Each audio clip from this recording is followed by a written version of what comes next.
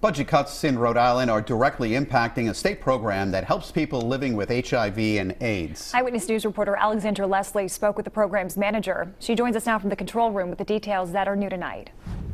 AIDS Care Ocean State is concerned that state funding cuts could be life-changing for some of the state's most vulnerable, but not in a good way.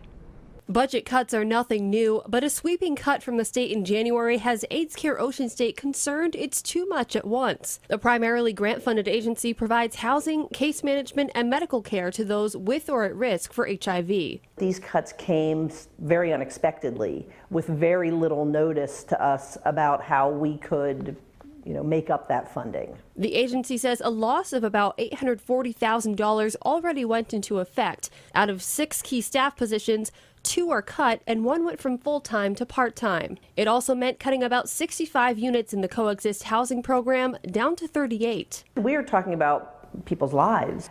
It's bad enough that we had to lay off staff, but for us to have to try, to scramble to figure out a plan to make sure that people are housed is really significant. The agency's Sunrise House is also at risk. It's the state's only licensed assisted living facility focused on the specific needs of individuals living with HIV and AIDS. The program is at risk of losing some of the support that we have. That's a 24/7 program that really requires staff around the clock.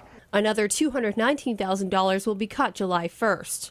This is more than just people with HIV. These are your neighbors. These are people who are living out in the community, and public health wise, it's in everybody's best interest for people with HIV to have access to the best medical care. Now the state will look at whether or not the agency can continue to run the programs at the cutback level and beyond that.